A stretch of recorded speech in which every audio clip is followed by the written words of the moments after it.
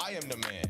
I am the king of my land. Doing everything that I can. I know real G's understand. I got a big family tree, so for my fam, I'll get to the grands. Me and my girl trying to spin these bands. I leave with so much shit in our hand. And I'm super clean when I hit the scene. I know folks ain't used to me. Sit high like a booster seat in this Houston Jeep. Chase dreams, Martin Luther King. Man, my attitude on Malcolm X. I give the best beat to the opposite sex. Switched it up so much they perplex. And I really know what I'ma do next. Yeah, y'all go berserk when I pull up and I skirt. Haters get mad and I know it hurts, but you gotta put in work if you wanna be first. I was spitting bars at birth. Every verse I put in a hearse. My nigga, am I really this clean, or is all these rappers just spitting dirt? 'Cause I'm the one that they know they can't fuck with it. Touch this, those shots, but I duck quick, dodge the punches. They call me down real 'cause I run shit. Rappers chewing on my style like a thumbstick. Can't be mad at him or them 'cause what I do is so dumb sick. My aura I became one with. Now I'm a dog and I'm like a young Vic. Go get the ends, take over the industry. You say you the man, and you must got enemies. Everybody ain't friends. Some people pretend to be. Do what you gotta do, remove the negative energy. I'm feeling the vibe. I'm really feeling the vibe. I'm feeling the vibe. I'm feeling the vibe. I'm really feeling the vibe. I'm feeling the vibe. I'm feeling the vibe. I'm really feeling the vibe. I'm feeling the vibe. I'm feeling the vibe. I'm really feeling the vibe. I am the man. I am the king of my land. I stay on path, the shit hits the fan. I ain't tripping, it's all in the plan. I need more kicks and I need new brands. And I'll break bread with all my true friends, spending every last dime until it's time to do it again. The way I change with the flow, it gets stranger. I know every day gotta grow from my brains to my toes. And I flame up the show, then I take up the dough. And I made out of gold. Can you hang with the bro? Can't fuck with you if I think you fake on the low. I can tell that you never heard greatness before. I'm about to make these niggas hate me some more. For goodness sake, man, I can't wait till I blow. Gold, young killer, feeling faded like some clippers. Walk up in the spot and jack it up like a zipper. Nobody wants the crown, so I'ma take it like a picture. Cheese is what I'm about. I'm never in a drought, I'm trying to get richer. Breaking down Cali cushion, my swisher. Sitting on the throne, I feel at home. Got a cutie with a booty, dancing like a stripper. Damn, she bad to the bone. You can't tell me what the fuck to do. I done pay my dues, I'm grown. Y'all gon' miss me when I'm gone, but leave me alone when I'm in my zone. Go get the ends, take over the industry. You say you the man, and you must got enemies. Everybody ain't friends. Some people pretend to be. Do what you gotta do, remove the negative energy. I'm feeling the vibe. I'm really feeling the vibe. I'm feeling the vibe. I'm feeling the vibe. I'm really feeling the vibe. I'm feeling the vibe. I'm feeling the vibe. I'm really feeling the vibe. I'm feeling the vibe. I'm feeling the vibe. I'm really feeling the vibe. I'm feeling the vibe.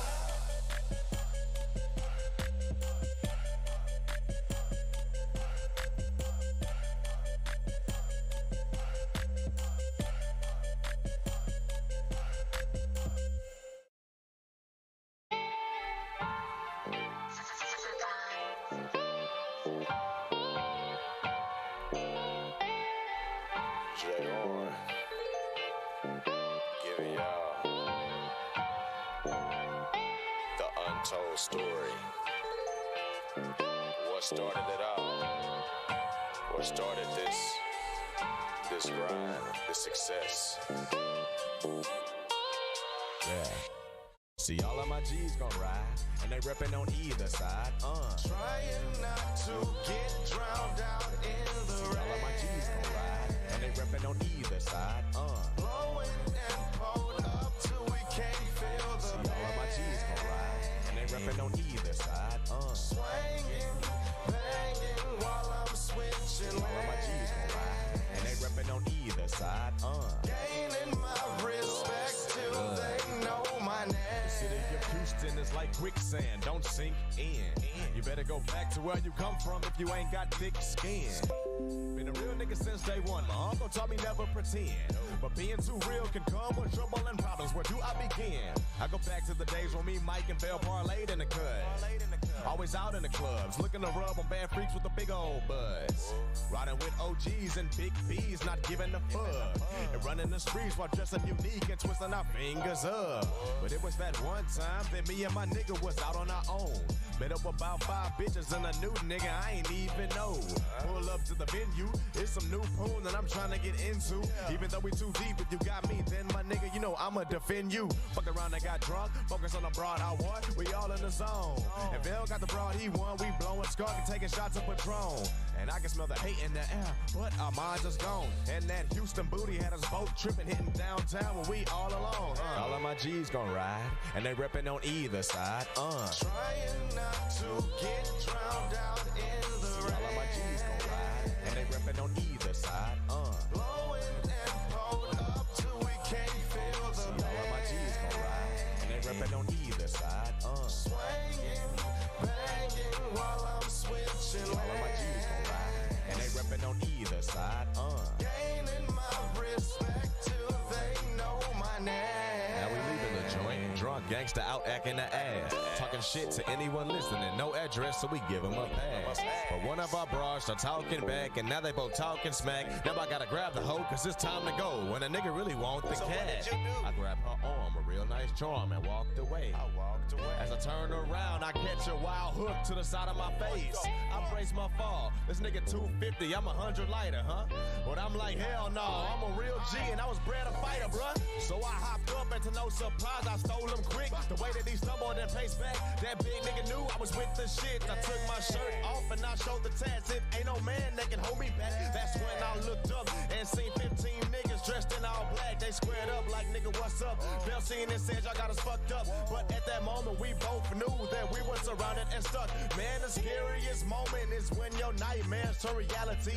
A bunch of bloodthirsty thugs that wanna be gangsters, hungry for casualties. The homie getting jumped now, and I ain't even help him, I'm getting hit too. I got pinned down on the ground, took my chains, got kicked in the mouth with a Timberland boot, like damn. I'm seeing stars, this could be my time, I may not see tomorrow. Emergency room on a hospital bed, hope I ain't dead in this pain and sorrow. All of my G's gon' ride, and they reppin' on either side. Trying not to get drowned out in the rain. All of my G's gon' ride, and they reppin' on either side.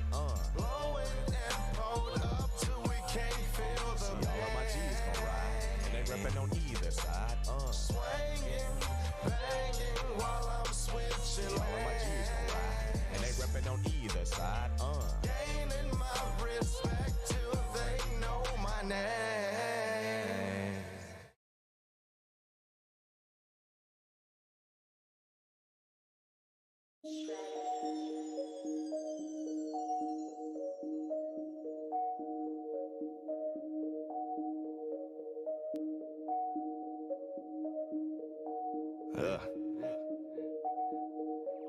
Look. 900 block of whispering pine. Well, I grew up and seen the hustle, then I stuck to the grind. Most city forever, ride by, see the signs, and we ain't snitching on crimes. Karma coming due time. Hunters, Glenda, Quail, Green, rolling by switching lanes. They've been to Houston in a minute, but it's running in my veins. Girl, run the till, run, niggas swinging they bang. Bad bitches getting flipped, now she belongs to the gang. And all the old heads still keep it fresh with jeans on starch. No matter where you at, it's still free, Dre and D-March. Bring them niggas home, it's been too long, but fuck the system. Since them niggas left, things change and we miss them. Rest in paradise to all the fallen H-Town G's. Big Hog, DJ Screw the Fat Panda MC. No matter where I'm at, I'ma still throw up my age. Break my wrist with the most so niggas know what I say. We was all kings and queens, had all the shiny things, somehow our history lost. Now we must find a way back to the promised land, so give me my freedom at any cost. Come to my city and pay your respect where we started this drip, yeah, we started the sauce. The way we rock reels in the color of gold in our teeth, how we shine, you can tell that we floss. Watch nigga. 9, 8, 7, 6, 5, 4, 3, 2, 1, 0.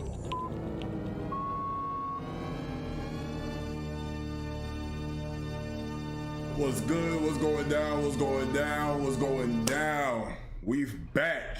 We are back from a what was an eventful last week for myself.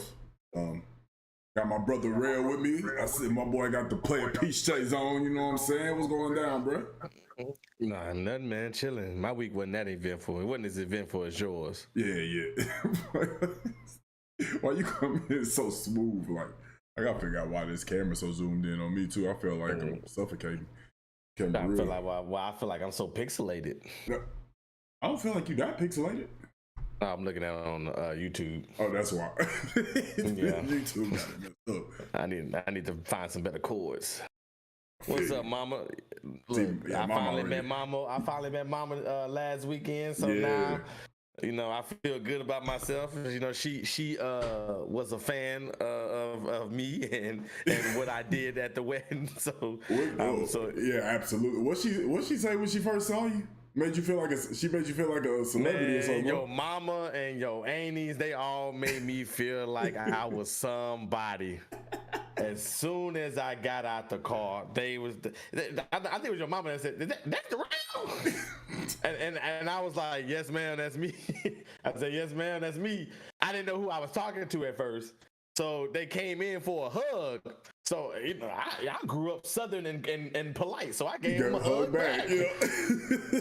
And then she was like, "It's so good to see you." And I'm like, "I don't know who I'm hugging. I'm just gonna keep on hugging. It must be somebody that is a fan of the show." And then she told me who she was. She said she was I'm flight mom. I said, "Oh," and then then it made it a little bit more memorable. Yeah. Instead of just hugging, like I don't know you. I'm sorry. Yeah, I didn't know at first. Then the aunties, everybody was just so nice. I feel like I knew everybody when I just met everybody. Right. Yeah. That's because they was just telling me their favorite moments of the show, and I think your auntie said that. She said I had her crying laughing and made her spit out something. Probably some coffee. She said whatever she had to spit out, she spit it out when we was talking about that ice cream and how rough the Chinese restaurant ice creams are. Bro, yeah. I forgot that's a classic too. It's probably some coffee. They probably up drinking some decaffeinated coffee, watching us right now. So shout out to the family. I appreciate y'all. Shout out to them. I'm glad I got to meet everybody. What's up, Ralph? Hey boy, Ralph in this hole. What's going down? We appreciate y'all. Sorry for inconvenience. Once again, it seems like every week we get ready to go live, the devil is always trying to play some type of game to where it prevents us from being on time. And also, for those that do not know, the reason why we weren't on last week is I got hitched last week. I am now a married man. Married my beautiful wife now. You know what I'm saying? Married my beautiful wife last Monday. Oh, it's not even giving me the claps. See, the devil don't even want to clap for it. That's crazy. I hit it twice. Right, see, the devil don't even want me to clap for myself. You know what I'm saying? But yeah, that's why we were gone last week. Appreciate it, Ralph. Mama, you drinking wine? You ain't drinking the coffee neither? Oh Lord, the switch up. The switch up. But nothing wrong with. But yeah, that's why we were not live last week. So, but we appreciate y'all. My boy Rail, he really set the wedding off, man. Rail set the wedding off, man. And, it wouldn't have been right unless I did what I was supposed to do. That's absolutely true. And let me just go ahead and preface before I let Rail go ahead and take it from there.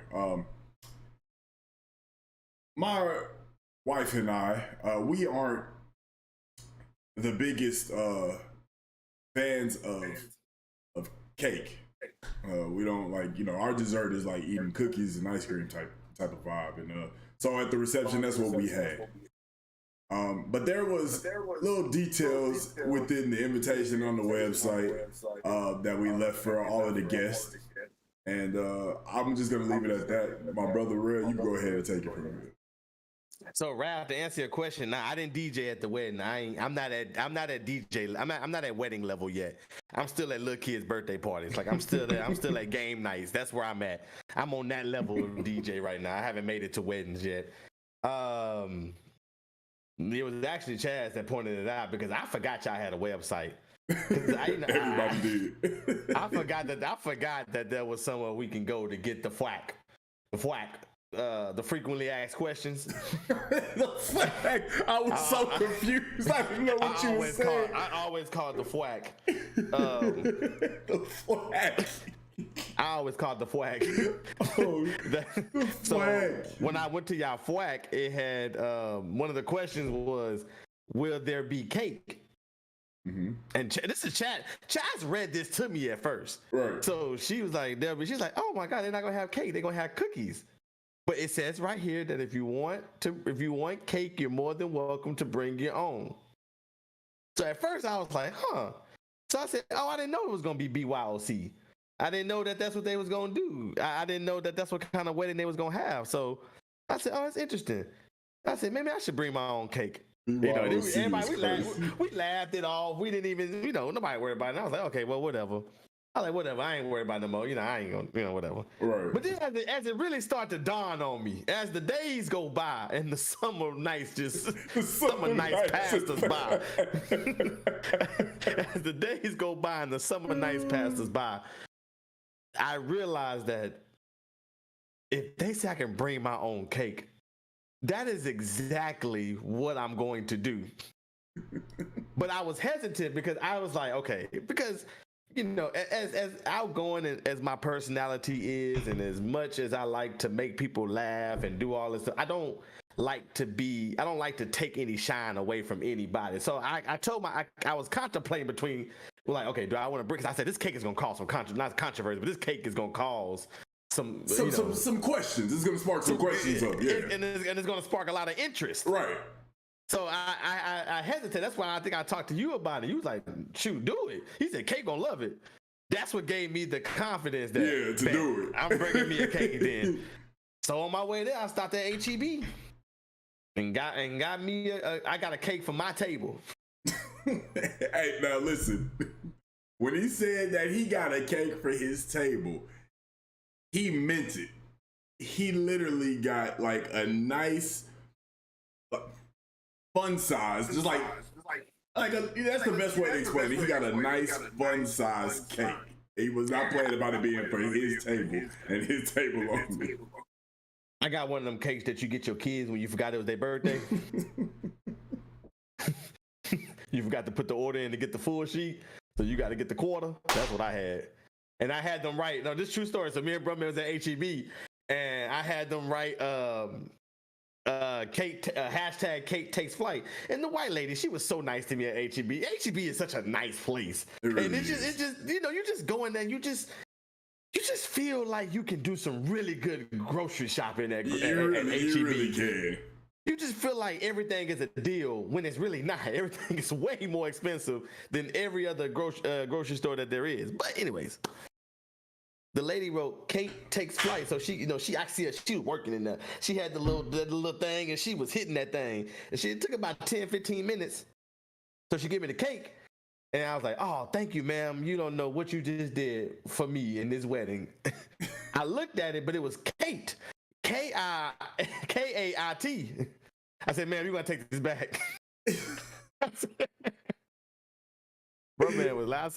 I said, nah, ma'am, you're going to take this cake back. If I bring this cake that say Kate with a K, if I bring Kate, this cake that got K at the front of it, it's going to be some issues. It's gonna be some issues. So I said, no. I said, no, it's a Kate with a C. And they're like, okay, I'll fix it. All right, cool. All right, some good people here. They fixed their mistakes. I like it. So yeah, then they went back and they fixed it. They put it on there. I know I like white cake, so that's why I got white cake. I mean, you like cookies, so you got cookies. I'm bringing my own cake. I feel like it should be for me. Exactly. So that's what I did, and we brought it. And when I pulled out the cake, it was a hit. Man, I mean, everybody mad because I was cutting them little bit pieces. I said, you only get 3 bites. I don't know how many people gonna want some, so everybody's gonna be limited to 3 bites. It's gonna be very small portions of this cake. It ain't big very already. Small, and that's exactly what I did. And I cut them. I cut them up and pre-made them and put them on the plate so that people can grab. So one of the people that came was your mama. She came over to the table. And she was flabbergasted that I brought my own cake. I said, when I was on my way home, I really thought about like, I just brought my own cake to a wedding. That's crazy. That's like bringing your own body to a funeral. Well, since they up there, throw them up there too.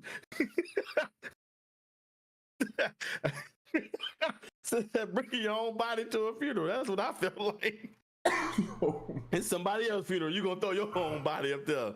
Anyways, so my gosh. So your mama enjoyed the cake so much, and I could tell when she walked away. Then Jay Horn mama came over there and got her a piece of cake. Mm-hmm. Now I know they were already friends, but they looked like little girls on the playground when they was walking away together with them cakes. Oh, boy, it was beautiful to see. It was really beautiful to see. I said, look at this cake bringing people together. I should have found me some little figures to put in there, some little groom figures. I should have found me some little groom and a bride figures to put in there. I would have really said that. I hate when I come up with all the good ideas after the fact. Yeah, it was good, G-House. Oh, but I brought my own cake too. I've been to a lot of weddings, but that your wedding was very unique, and it was very unique. It was nice. I remember during the ceremony. First of all, yeah, we all know Devin's middle name now. we all know Devin and Kate's middle name now. Yeah, that was great. But it was such a beautiful day, y'all. If I could paint it, it was about 7 clouds in the sky. It was. Just follow along with me right now. Follow it. It was about 7 clouds in the sky. It was about 6 trees around when they all had a lot of branches just covering up it was like the right amount of tree meet cloud ratio. With mixed in with a little blue for the blue sky. And when we were standing up, I think this is when Kate was coming down the aisle, we look up and there's an eagle. It was so perfect. It was an eagle gliding through the sky. And you should see me, brother. It was like, look at that eagle in the sky. I said, "This, you know, it's a beautiful day." You've seen the eagle in its full eagle form. I don't know what else to say, but it's full eagle form. It was stretched. It was just strictly beautiful. And it reminded me because Bruh Man talks about this wedding that he went to where a butterfly landed on him, and he just knew it was a beautiful wedding. So I said, the eagle beats the butterfly for sure. For sure. So it was nice. Y'all taco bar, y'all Chipotle taco bar. I don't know who made them taco. I don't know who made that chicken. The beef was okay. I ain't worried about the beef. The beef was it was stringy, but it was good. But the chicken was so much better that I didn't care for the beef. Right. But y'all taco bar was very unique, and it was good. But knowing me, I went to the car because I had alcohol in my car. I'm thinking, I forgot I wasn't at a traditional wedding. Right. So I thought y'all were going to be like, table 1, table 2, table 3, y'all go ahead and go get your food. Table 4, table 5, table 6, y'all go ahead and get y'all food. Right. Now, I went to the car and came back, everybody eating.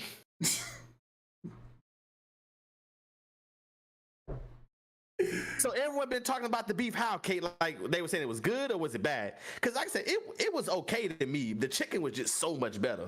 Yeah, you saying that people were saying the beef was better? Everybody was talking about how first off, everybody talked about the food and the cookies in general. Like that's just been the consistency. That's all we've been I didn't get hearing. no cookies. But what is my camera doing?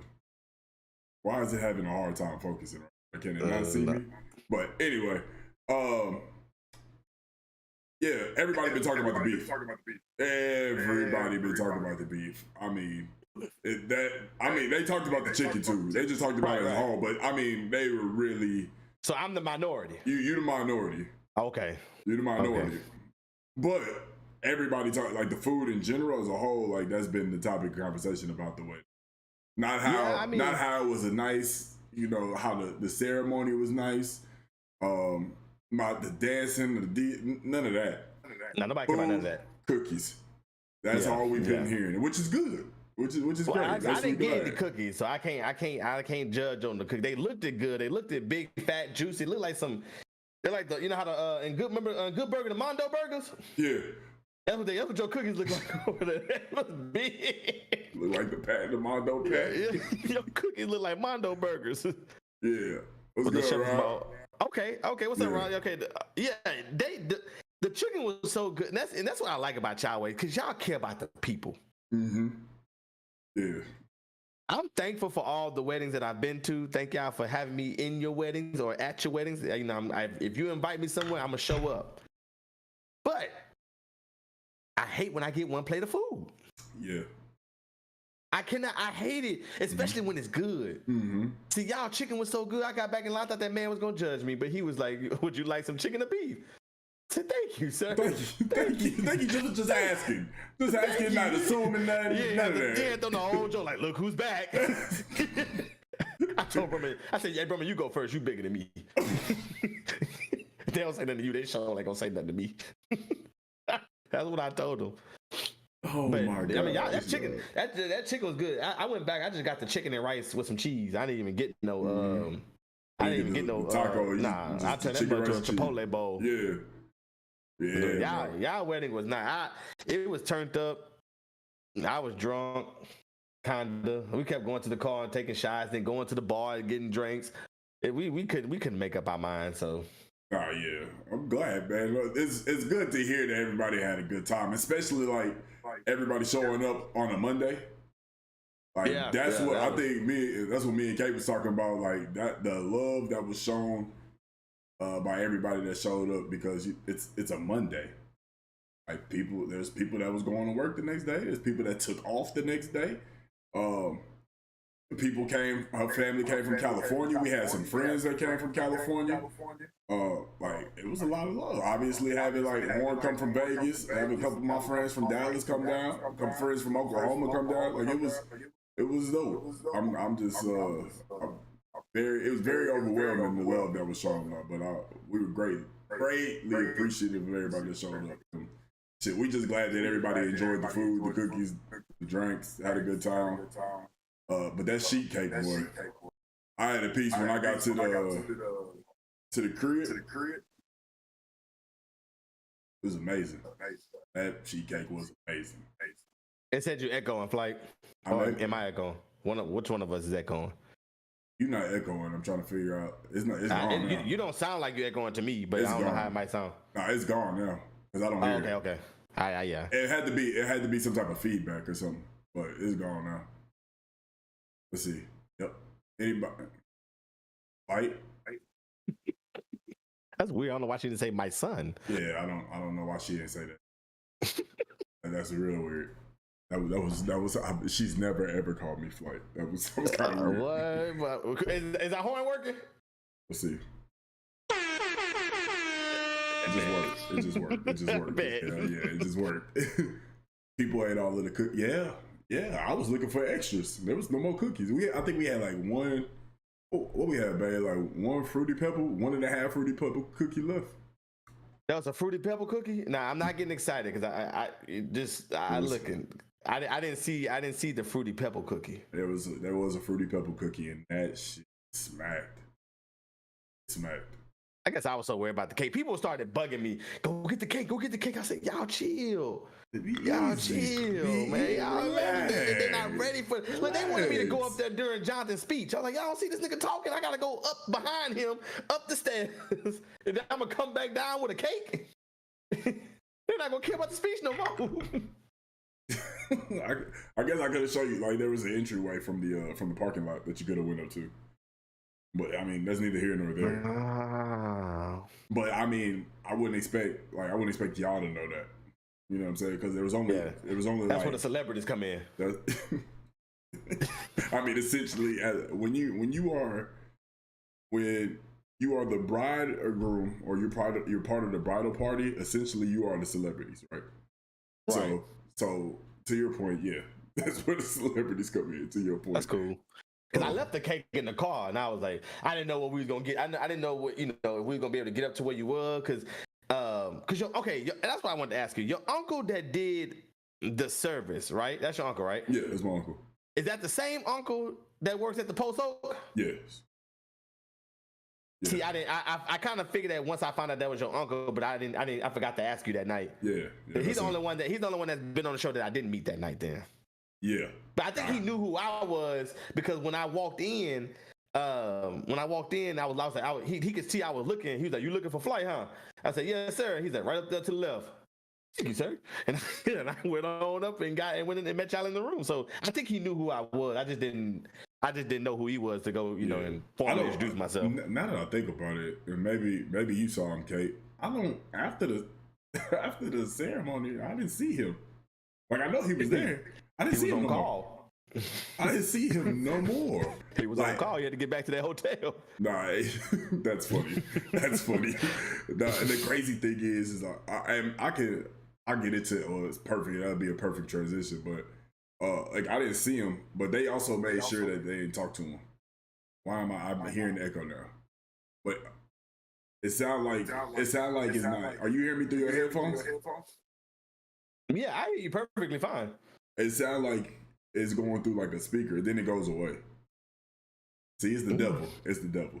You fine. It sounds fine to me. So it keeps going in and out, but that's all right. But yeah, all right. So yeah, the people at the post oak, they love him. Like you walk into the post oak, you ask for Mr. Berry. It's crazy. Oh, you know Mr. Berry? I'm like, yeah, that's my uncle. He ain't that cool. Like, calm down. but yeah, I mean, they ended up. My family ended up getting us was it like 2 nights at the Post Oak Hotel. That's what I was just about to ask. How did all that go? And I seen y'all stories. It was insane. That hotel is everything. I mean, it's the only. And Kate can correct me if I'm wrong. I believe it's the only. It is absolutely the only 5-star hotel in Houston. It's the only 10-star hotel in Texas, which is a 5-star hotel and then a 5-star spa.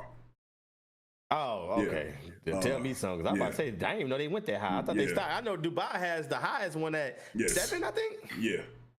Yeah, so I didn't know they went that high. Yeah, so they got the only 10-star hotel in Texas. And I mean, we walked in. As soon as we walked in through the door, when you walk in through the front, you got the double doors, and then reception is a nice little mob. Reception is a nice little mob to get to check in, and they're like, "Mr. and Mrs. White." We're like, "Damn." Walk in, talk to them. 2 minutes later, as we checking in, somebody come with 2 glasses of champagne. Mr. and Mrs. White. Yeah, all right, thank you. Get up to the room. Bottle of champagne in there with 2 glasses waiting, and champagne has been chilled. Chocolate strawberries on the table. I mean, got the nice little drapes and curtains pulled back automatically. The lights is all work from a tablet. The TV come up out of the dresser. Dual-sided TV. You watch in the bed or you watch on the couch that's sitting. The bathroom tub got a TV on the wall if you want to chill in the tub. A separated shower with 2 different shower heads. Toilet, nice and quiet, where you can close the door. Big ass room, look like a big ass handicap stall, a luxury one. Like it was. That room was incredible. The hotel is incredible, and then of course, with my uncle being the person that works there, everybody that saw us, oh my gosh, how was everything? Oh, we heard about your wedding, and your uncle been telling us all about it, and. Oh, man, they gave us a free cabana at the poolside. Walk in the cabana, they got TVs, and they give you complimentary fruit platters. And we was getting drinks bought, had some more champagne. I've never drank so much champagne in my life. As I hope you listening, because we ain't going to the Bahamas. Go straight to the post. Hey, listen. We're going to take this Uber. Listen. We're going to take this Uber down to the honeymoon. Listen, the Post Oak was everything and more, dog. Everything and more. That was like our little mini honeymoon. Our actual honeymoon, we going in October. So. Right. Yeah. Which y'all got is still dope. Even if that I feel like something like that would hold me over until absolutely. To get that experience of being in a hotel of that kind of caliber. And it that was only insane. The top of the line is staying there. And they come to find out, like we saw. Now I didn't get a chance to see him, but a couple people told me Greg Popovich had just left. CeeDee Lamb walked in. Don't know why CeeDee Lamb was. I think he was there for business. Okay. So it was because I saw a lot of agents that I just know of. I've seen a lot of agents at the poolside chopping it up and everything. So that means there had to be some business talk going on. Yeah, I mean the Post Oak is you never know who's gonna be there. Never know. And people be coming in and going. It's a lot of what we know because of obviously who we see coming in. Because our uncle can't say anything. He can only say after he sees them. I mean, There's so many high profile people that be there. You don't even know. They have different ways to get in, obviously, so they don't get seen. And just like crazy. The wedding. Yeah, just like the wedding. But all in all, man, that whole week was great. And now I'm glad we could finally just chill and kind of get back to normal. I feel like Caitlin should have been a special guest for this. Right? She probably could have. She could have. You know. Yeah. She could have, but I don't know. This next topic about to be kind of crazy. This next topic is about to be crazy because I was before he said that I'm about to smooth transition into that. But what's up, Tor? What's up? Now that we met in person, we're friends now. Yeah. We're teammates now. Oh yeah, that's right. Y'all were teammates. From the Darts, we definitely team up. Which we had a good time with that too. That was dope. Yeah, that was dope. Yeah, that was actually I a knew dope everybody experience, would like it though. Yeah, that was. I wish it would have been open longer. They don't ever. I mean, you're literally in the next room if you want to come and say hi. They don't ever want me on the show. Don't say no. Don't say they. Don't say they. You can literally come on over, like you know that. Have my people call your people. B was good, baby. Real dart champs in the building. I didn't even know Torn was good. Earlier. I didn't even know Torn was good at darts. See, I like to play darts, and when I went there for my classmate, they was like, "Hey, come meet us at this place called what's up, C-Sam?" They said, "Come meet us at this place called." What's good, C-Sam?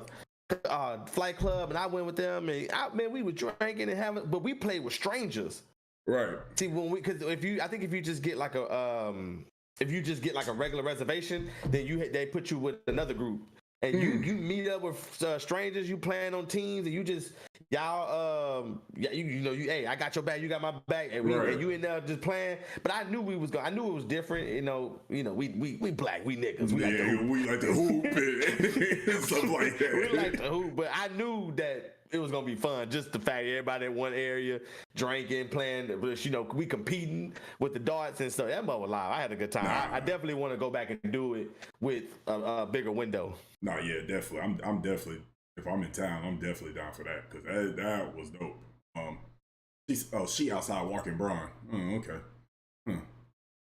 Funny how that go. It's very convenient. Super convenient that I tell you to come on in and you not here. Mm-hmm. She been being a bully today too. So well, there you have it, folks. I don't know what she been on. She been a bully today. But we gotta take a shot for you and now Mrs. Flight. I mean, I guess we can take a shot because this next topic is gonna be crazy. Shoot, let me see the chat. Bring me my bottle. Hold on. Barely got my wedding gift from our wedding gift from Kate's coworker is damn near gone. What'd I get? We got that pure white Henny. Got this we got about 2 weeks ago. So yeah, this almost gone. This is what I'm about to take a shot of. Straight out the bottle too, because I do not have a shot glass. And yeah, I just take Chaz to bring me the Tito's. I told her I can't take a shot of Tito's. Chaz gonna tell her, boy, if you don't get your ass. Nah, she gonna bring it up and leave it by the door like Uber Eats. Your bottle has been delivered. I gotta go pick it up now. That's what's gonna happen. I really don't want to get up because I'm only fly from the hip up. I know how that goes. It's a half body show for you niggas. Half body show. B, our Tuesday going well, man. RB. God damn. I'm mad. She said that's exactly what she gonna tell me. Did she say it now? Let me see. She ain't run me back. She probably like, I ain't go. Because over here, she gotta go through the kitchen, go through the living room, up the stairs, another set of stairs. I know I'm making it seem real dramatic than what it is. I'm making it seem like we got a mansion, but you're gonna go up one stairs, go up another stairs, then gotta go back down now. So yeah, she probably ain't gonna do that. That's cool. I'm gonna just drink what I got in my cup. I should have brought it anyways. Jay, what's good, man? Yeah, see, Sam, he definitely dressed like he work from home, like he taking a Zoom meeting. Mm-hmm. Business up top, business up top, casual at the bottom. What Ain't you got? nothing there. Oh, I'm gonna go ahead and take mine. I'm an alcoholic. I ain't got no empty bottle. I mean, I got no full bottle. Everything just drank. You know, I don't need it though. I'm good. Let's go. All right. Well, I had to take my shot, but as y'all know, last week I got married. And blessed to have my partner, who is an actual human being. But there's people out there. Hang on, you said partner. I thought you were talking about myself. I'm not gonna lie. I'm not on no funny stuff either. I'm just saying I thought you were talking about me. I got you. But it's okay. Blessed to have my partner in marriage, my life partner, and my partner on the pod. No. Just Just life partner. Me. Oh, okay. I wasn't the only one. I wasn't the only one. My bad. I thought the wedding kind of alluded to that. I see. Yeah. But I also can see the confusion. Either way, I married a human being. There's other people out there that are willing to pay $3,500 to go ahead and marry a robot. According to Elon Musk. Let me go ahead and pull this up real quick so I can make sure that I say this correctly. According to a report, Elon Musk and his company are in the final stages of making a robot wife. The supply of robot wives is expected to roll out in September 2023. They will reach, which I feel like this is just messed up. They will reach Africa by November 2023. Robot wife will use batteries that last by a menstrual cycle. That's the part that's the part that threw me off. Go ahead, finish your story. Go ahead. I'll shut up. Go ahead and do what you gotta do. Menstrual cycle. Batteries will only be charged for the full 3 days and operate for a month. Sex with a robot wife will require a password or a pattern or fingerprint to avoid tampering. The robot will cost around for the amount in USD. I said 35. $3,144 depending on the specs. Now, also, Elon Musk is out of line for having a photo shoot. Let me see if I can get y'all to see this. Look at this. Wait, hold on. I don't know how I feel about this. Look at this, y'all. Like, what? He really. Oh, we up now. We up. We up now. We up now. Over East dropped this bottle off at the door. Yeah, she sent David. Boy, I tell you. she sent David to bring me the alcohol. he dropped it off like a little newspaper boy. That's what I'm talking about. Let's get it. Like a newspaper boy. How thick Jason, is the robot? Jay, you interested? Listen, brother.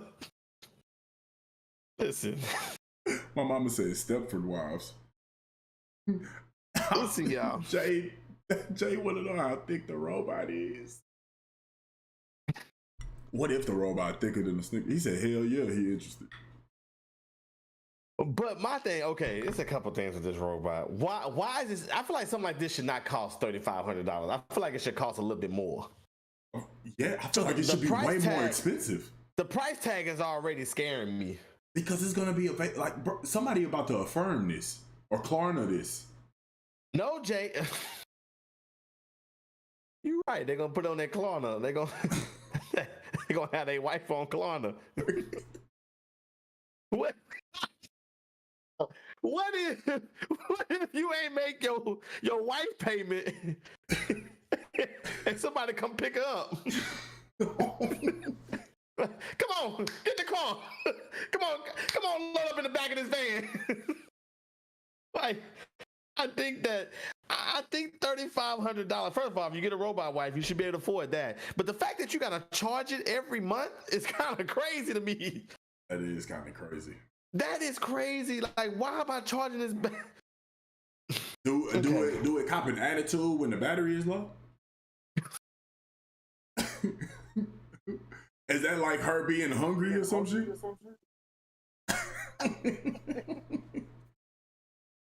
Like, how real are we getting with this? Don't baby me. I don't care about what you got to say. What's wrong with you? What you mean? What's wrong with me? You been gone all day. Put this bill on the charger. Come here. I wrote my wife. I talk to her any kind of way. Get your ass over here, God. Make me a sandwich. What? 2 pieces of bread? You know I like my sandwich with 3 pieces of bread. Take this back and make a new one. Oh my gosh, dog. I'll be living all of my pimp fantasies out. Shut up. I'll rent my wife out like an Airbnb. when you get here, I give you the code so you can get in. All right, I'm gonna shut up because this is.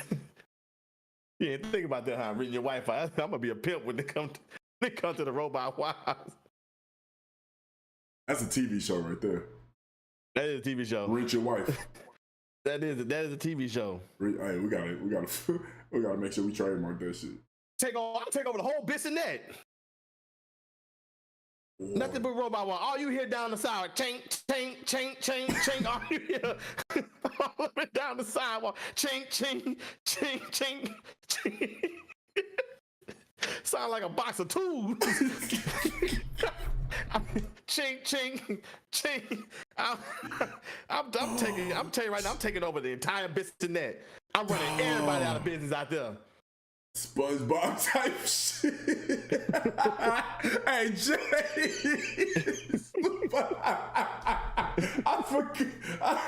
I forgot Plankton had a robot wife, dog. Oh, shit. Bruh. Oh, that shit is hilarious, bro. This nigga said he gonna take over Bissonnette. What if it malfunction in the middle of sex? Now your thing got stuck because the emergency system that clamped in on you. And it clamped in on you. Now you don't know what to do. Bro, that 911 call gonna be crazy. No, it ain't 911. You gotta call a 1-800 number on the back. You gotta call help desk. 1-800-555-STUCK. That's what you gonna be calling. That's what you gonna be calling. 1-800-555-STUCK. I'm telling you. Man, you get it. Like having a robot wife. I think having a robot wife would appreciate you having a real wife a lot more.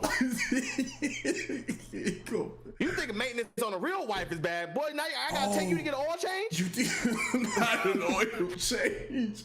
Bro. They're gonna stick a sticker next 300 miles. 300 miles, you come back and you gotta get another one. I gotta go to the mall. You charging up your Tesla, I'm charging up my wife. Man, just sit out here real quick while I go inside the store. I'm tired of this. I'm tired of this. All this attitude you're giving me. Go sit your ass down and get a charge. 1-800 malfunction is funny. What if you can't find the number? That is true. I'm sure they got a website. 555 stuck is crazy, dog. That is hilarious. I wonder, can you go on like robotwife.com and like build a? I feel like you build a bear. Or do I build a bit? Build a bit.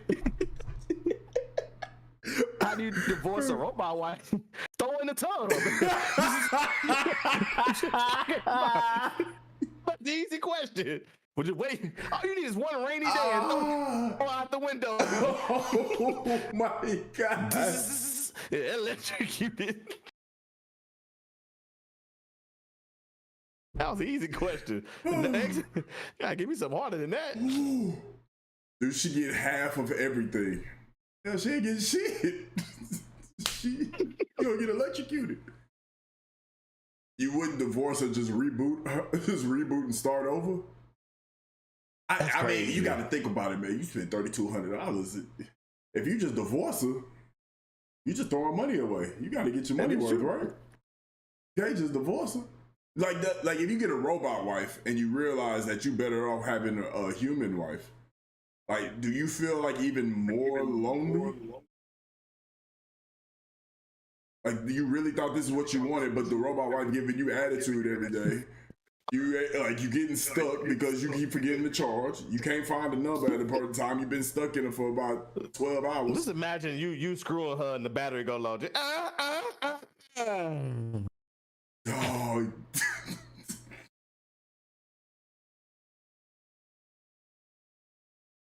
You can program her to say stuff. Oh yeah, Big Petrie. That's why I like it right there. Petrie, that's what. Bruh, that boy, You can change her eye color on your watch. Let me see something real quick. Let me see. I want you to say this. Oh yeah, I like it like that. All right, hold on. Let me see. I want you to say something else. You can change on your Apple Watch. That's live, boy.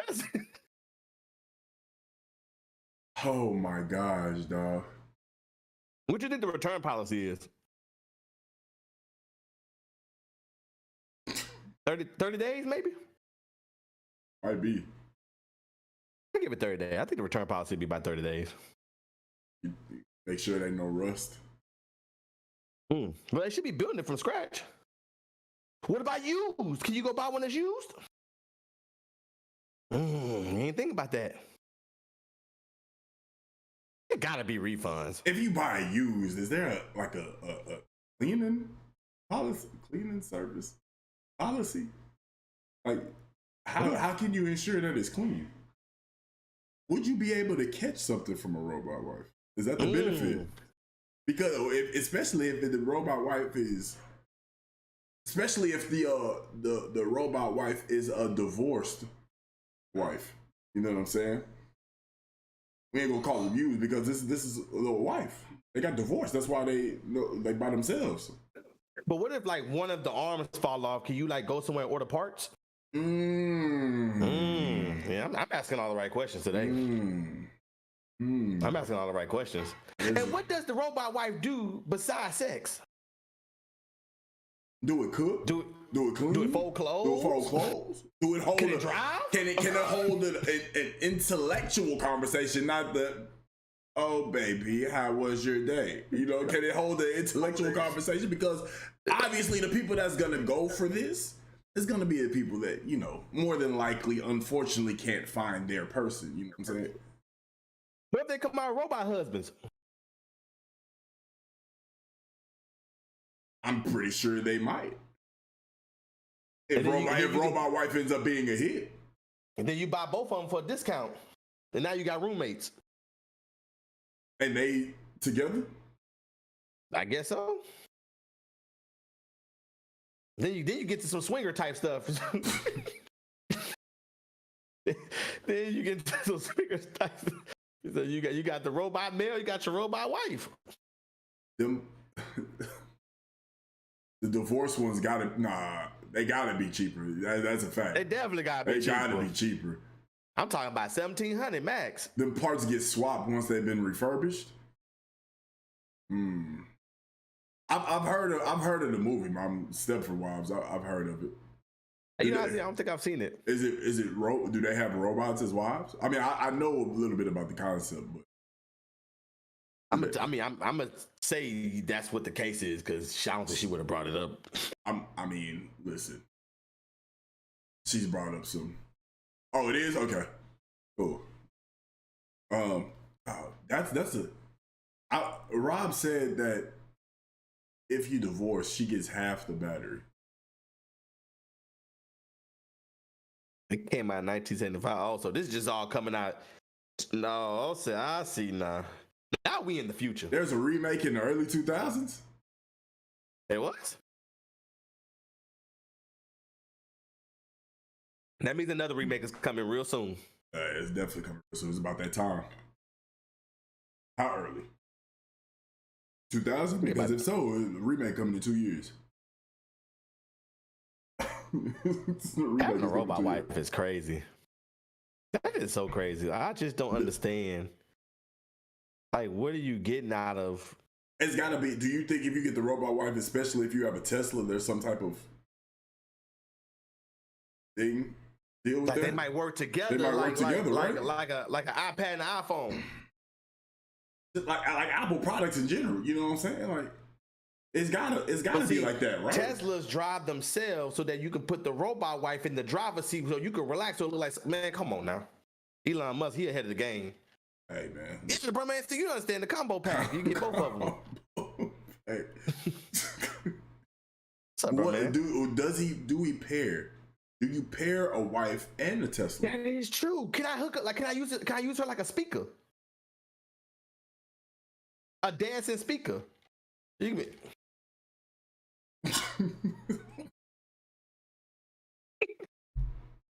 I'd be allowed to have a dancing speaker, but it's like your wife too, robot wife. I don't know.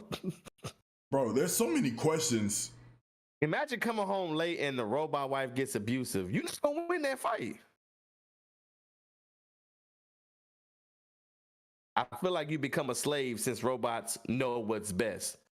That's like iRobot. Bro, man said no speaker. That's trash if it ain't got no speaker.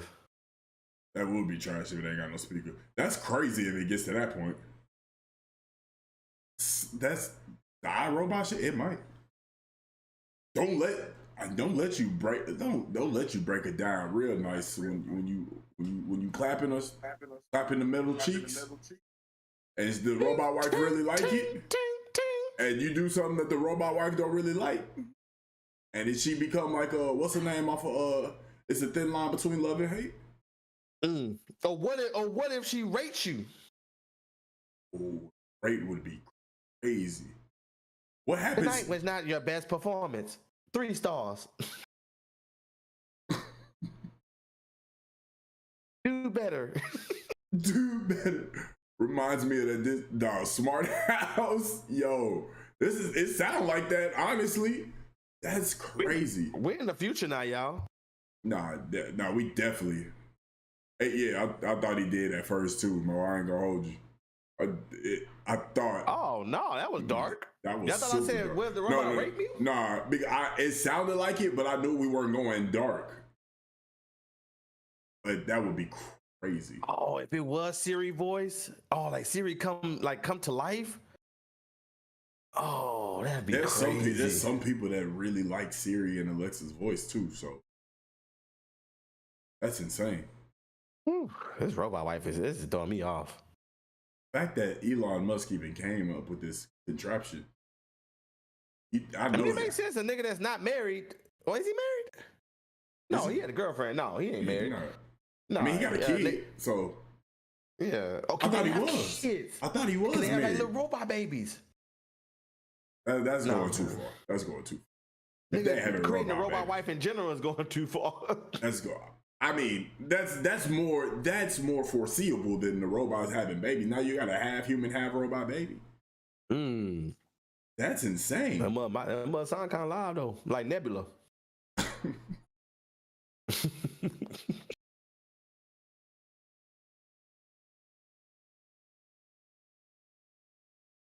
Oh my gosh, dog.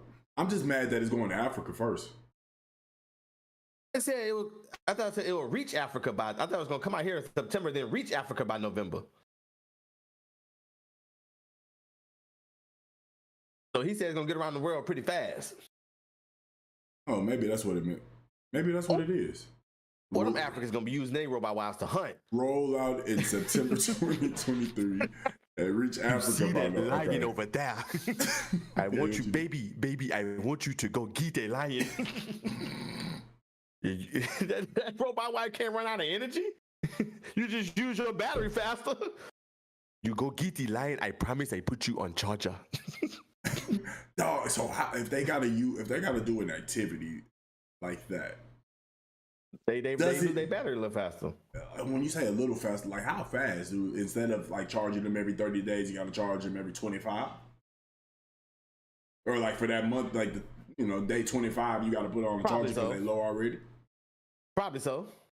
And I believe me, all the rich guys definitely put their order in already. I already know they did. Absolutely. They some pervs. So they definitely did that. And that's probably his target audience. Nah, it would have been more than 3,500 if that's the case. I can't wait to see one in the sex though. That's where they're gonna be at. That's absolutely where they're gonna be at. That's where they're gonna be at in the sex though. I went in there one day and they had the blow by 3,000. The, the what? It was called the Blowbot 3000. The Pre-order your wife. Pre-order. Pre-order your wife is kind of crazy. The Blowbot 3000. Yeah, it was a very interesting contraption. It was very interesting. Like it had like 10 different grip features. It had Bluetooth audio. I forgot what else it had. It was a very interesting device. Had Bluetooth audio and 10 different The lady grip let me hold it. features? It was huge.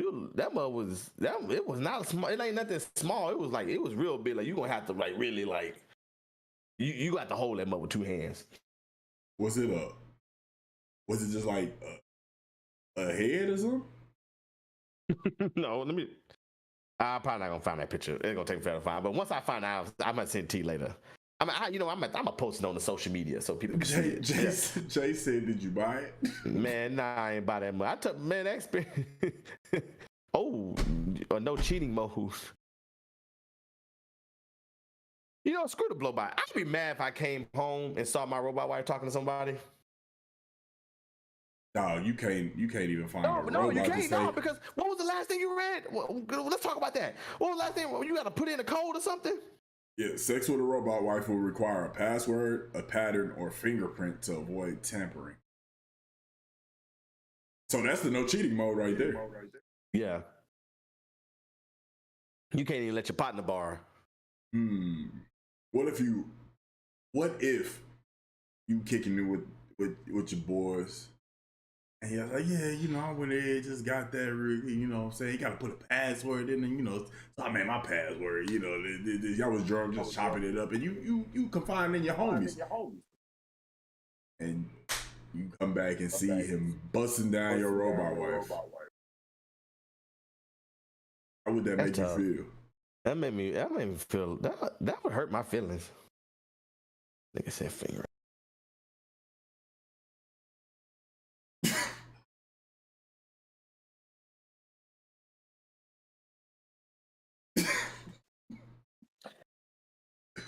Maurice. Oh boy. Oh boy. Can you control the water level?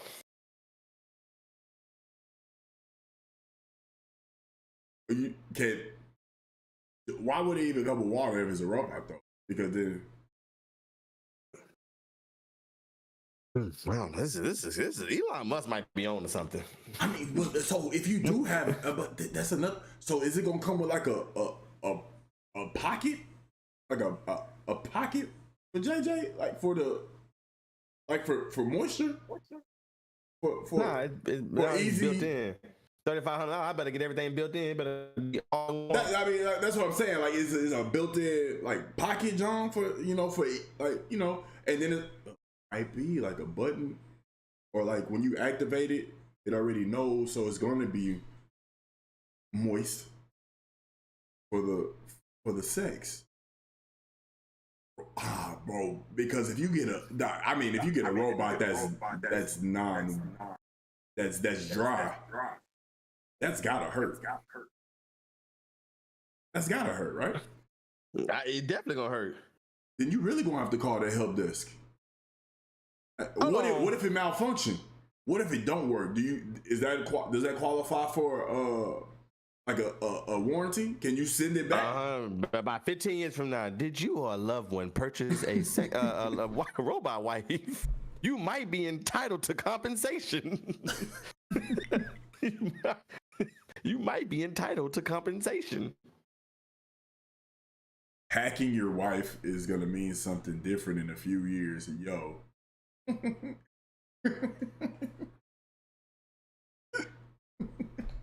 Bro, this is crazy. Bro, man just sent me something. We are under attack. We are under attack. Bro, man just sent me and it says Netflix will now charge $7.99 a month for password sharing. Wait, I thought that been came out. I thought they've been doing that. Nah, then they scrapped it. Oh, they did? I never knew they scrapped it. They scrapped it. Now they saying that Netflix standard plan will let you add one non-household member. Are they going? So you can only add one person. It's gonna probably be Wi-Fi based. So there's got to be like from here on out, not like previous ones, right? Say it again. It's got to be from like here, like whoever signed up, or like once they put it in place from here on out, they're gonna do a Wi-Fi base because I think so. Because from like previous, that's crazy. Yo, Netflix about to lose their money. and Netflix about to go under. They trash for that. Netflix. I just you got so much stuff, Disney Plus and all this stuff, and I just want everybody to know that that's breaking news. That Netflix will now charge $79 a month for password sharing. Y'all keep that. What is the score to the game too? I need to know. I need to see what's going on. 56-50 is what I last saw. I got it on over here. That's It's at halftime. Yeah, it's halftime. Boston or Miami is up by 6, if I'm not mistaken. That's what the last thing I saw. That's exactly what it is. Yeah. I got. I think I had the over. I think I put in something for the over at halftime being above 104. So I think I just cashed out on that. Cash out then. I think so. I gotta go Cash back and check. then. Let me. So my mama said that the robot wife will learn from his human. It just said it's kind of wild reading that. If he cheats with a human, she will know and replay his actions before exploding. So it's gonna have a. Go ahead. I'm sorry. It's gonna have a self-destruction. That's insane. Oh, the robot wife is so. I'm not getting into that. If my slanger get detached by a robot, I don't know how to recover. You don't. You just die. Slanger is crazy. I slanger. Got it. I've never paid for Netflix. Mother-in-law, I gotta eat that charge. Yeah, I don't pay for Netflix. Netflix better leave me alone. I'm paying for multiple people. You ain't paying for multiple people. You paying for the one service, and you have multiple people on it. Which is the people that have their profile. So you only paying for one. If you paying for multiple, mama, I'm gonna need you to backtrack, look at your expenses, see where, like, who logged in with different passwords, because we done been over this. There's 5 different profiles on there. You paying for one. If you find that out, you let me know so we can figure that out, because that's a problem. But yeah, we was talking about one thing I do want to bring up. I feel like we have to. I see what you're saying, Mommy. I see what you're saying. But we were talking about the Celtics and the Heat. We got to bring it up. We got to talk about it. What we talking about? What the hell did we watch in the Western Conference Finals? What did we watch in the Western Conference Finals to see? Now, granted, the Lakers started off 2-10. They make some vital moves in the trade deadline. They start winning. They get to the 7th seed, get in the play-in game, get in the playoffs, beat a 2 seed, and then beat the defending champs, just to get 4-0'd in the Western Conference Finals. Now, a lot of people will look at that as a success, and I agree. I think that's a successful season to say that you started off so bad.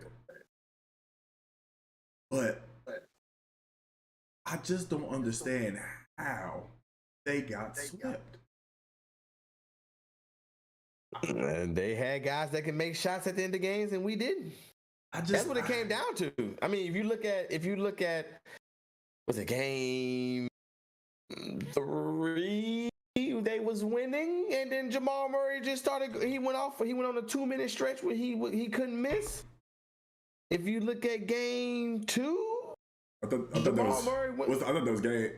Was that? Yeah, it was game 3. That was game 3 where he went off. And then game 2, Jamal Murray went off for 37. No. Game 2 is when he went off in the fourth quarter. Game 3 is when he went off for 37. Okay, so they did. I see Kay said LeBron did everything he could. I mean, LeBron did. I mean, I think it's crazy that a 38-year-old who's playing in his 20th season who has probably logged more minutes in playoffs, just playoffs only, than probably a lot of the bench players on the Nuggets logged in their professional career alone. Had to go ahead and get a 40-point damn near triple-double to try to keep the season alive. Like, that's what the Lakers relied on. Where I think the biggest thing is what is Anthony Davis's problem? There has to be something going on mentally with him. Because you get the Anthony Davis and the bubble, the championship, he looked like the best player on the planet. Game 1, he showed, he gonna kill Jokic. They figured it out. He gonna kill Jokic. Yeah, gave him 40 and 11, easy. And then he continues to just put on these lackluster performances. Like, do you put the blame on him? Like, I'm not gonna say all of it, but do you put a good portion of the blame on Anthony Davis? No, I mean, me personally, I've come to accept it of who he is, but I think Anthony Davis is a remarkable talent,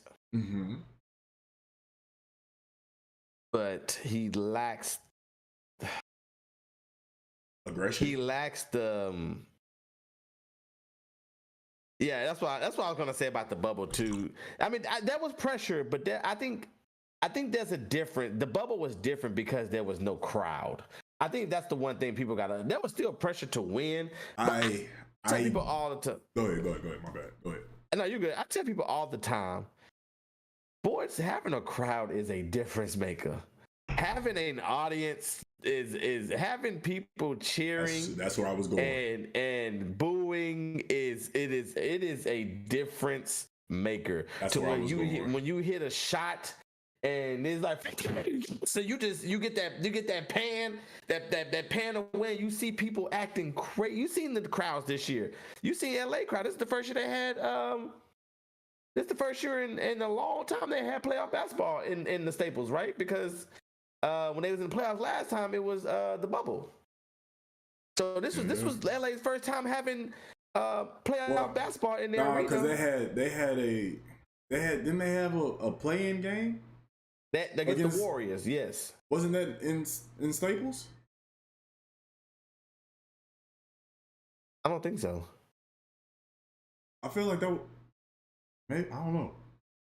I think you're right because they played the Phoenix. They played Phoenix, and they lost because Anthony Davis got hurt as usual in Game 3, and they was up 2-1. It's terrible that we say that. Too. But it wasn't full. Like that wasn't a full. Like that was. It wasn't a full arena. Yeah. So that's probably what it is. Yeah, that wasn't a full arena. But anyways, I think the Lakers. I think they ran their course. I think that's just what happened. I mean, the only reason why people thought they was a championship team was starting to think that was because they kept winning. But I think when it comes to the NBA, I love basketball. I love NBA, but the NBA, it makes me upset sometimes, man. NBA has some wild takes, man. Like, I think I said it to you, and I have been saying that for years, but I'm going to say it on the show, too. Like, the NBA, people, like, when you listen to fans, they make it okay to lose early. Like, you rather lose early than to lose in the championship. Mm-hmm. I see what you're saying. Shout out to Real Opinion Sports. My barber, we argue about this all the time because everybody keeps talking about this record. I'm like, you gotta get there to have a chance. You gotta get there. I tell people all the time, you lose in round 1. Nobody like you're better off in the NBA. In the NBA, you're better off losing early than late for your legacy. Mm-hmm. You're better off losing early. I think, and I will listen to Rob. I think it also depends on who it is as well. But I generally agree with this statement, though. I'm talking about the upper echelon of folks. Mm-hmm. But I look at people like what was it? Rob Parker was on the Breakfast Club, and he was talking about when the Bills went to 4 Super Bowls and they lost. And they lost all 4 in a row. Do anybody call that coach the greatest coach of all time? I'm like, that's not a really good example because they didn't win at all. Right. Like the Bills went 4 times and lost 4 times. It is an accomplishment because not many teams can even. There's only been what 2, 3 peats. No, the Cowboys 3-peated, I think. The Patriots. No, the Patriots never 3-peated. They always did 3 out of 4. So how many 3-peats actually happened in the NFL? So they made it 4 times in a row.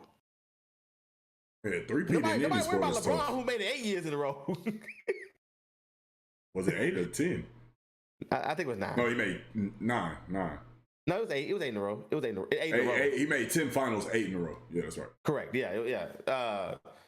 But yeah, but because he lost, it's like, oh, it make you wonder, like, man, he should have probably. It would have been better if he only made it 4 times and won 4. You see what I'm saying? Like that to me, but 20-year career, only 4 times you made the championship. What about the other 16 years? Mm-hmm. The same thing with Jordan. Jordan made it 6 times, played in the league for 15 years. Nobody ever talks about the other 9. Nobody talks about Michael Jordan that he got swept. But everybody want to laugh at LeBron for getting swept in the Western Conference Final at 100 years old. They want to laugh at him because he got swept to the Spurs in the NBA Finals, and when he was 22 years old. He's 23 years old, and to the LeBron point, I think I'm tired of hearing. LeBron. First off, I've never liked the LeBron to Jordan, LeBron to Kobe. Like, they all different. Well, LeBron is a different player than Kobe and Jordan. The only players that could ever be compared is Kobe and Jordan, because they literally played the same way. As far as game type and mentality and how they scored and how they approached the game, like, those are the only 2 people that could ever be compared. But when you start to talk about finals appearances and legacy and stuff like that, I just don't understand how people can go ahead and say that LeBron's legacy is tarnished because he's been to 10 finals and only won 4. There are NBA greats. There are Hall of Famers that have never made it. There are people that have made it only once and lost. Yeah, one just retired. That's a Hall of Famer. Carmelo Anthony is a Hall of Famer, one of the best pure scorers to ever touch a basketball, to ever grace the NBA. He's number 10 on the scoring list, ain't he? Nah, he's number 9. Number 9 on the scoring list. And if it wasn't for the last, like, his back end of the year, if it wasn't for the Rockets screwing him over, he would definitely be one of the few players that have 30,000 points in his career. If it wasn't for the Rockets screwing him over, but that's neither here nor there.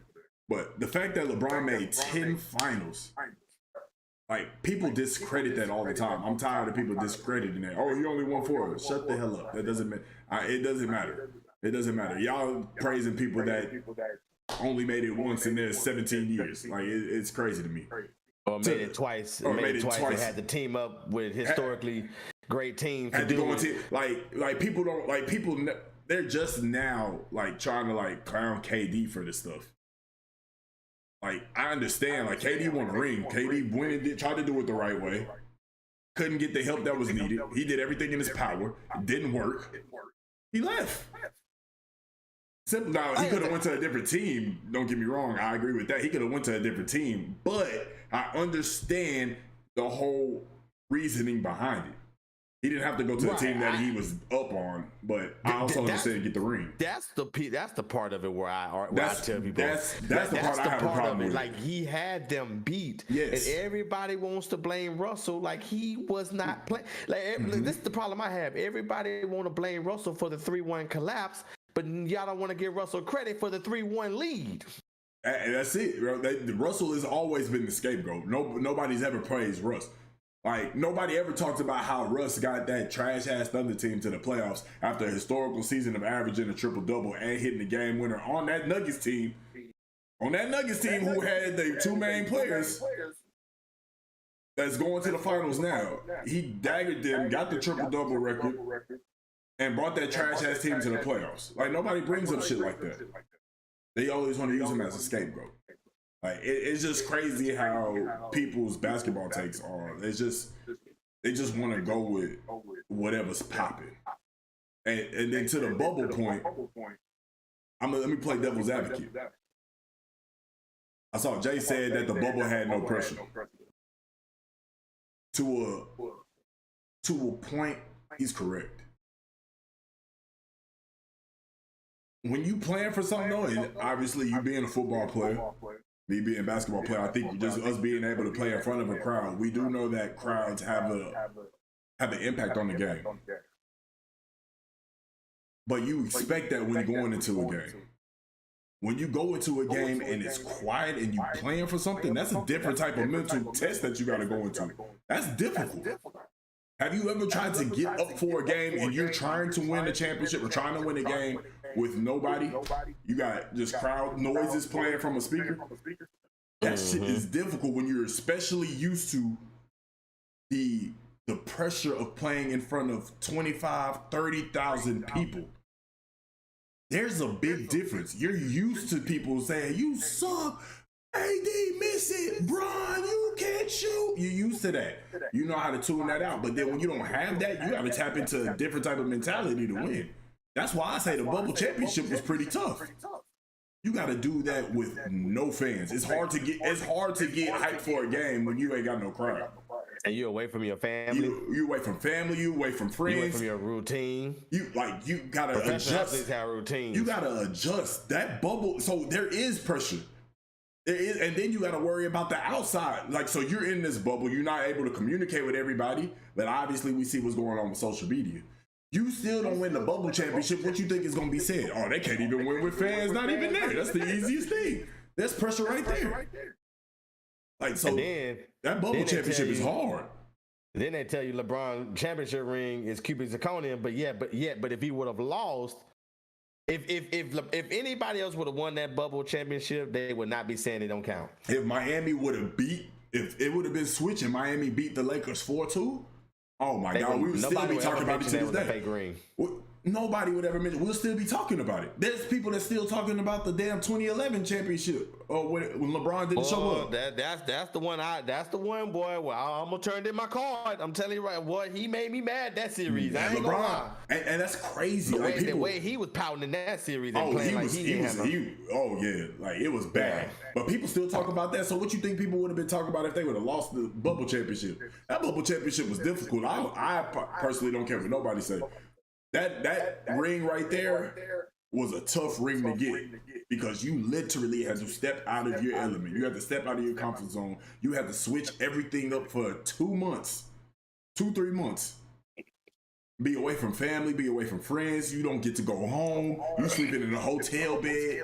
Like it's crazy. I'm not saying you, Jay. I'm just I'm not saying I'm not saying you saying it don't count. I'm saying like there was pressure in that bubble championship. People feel like there isn't, but they fail to realize that it's difficult to go from playing against a team with 30,000 fans in the arena or playing for a team with 30,000 fans in the arena and then going to an arena with crowd noises that's generated.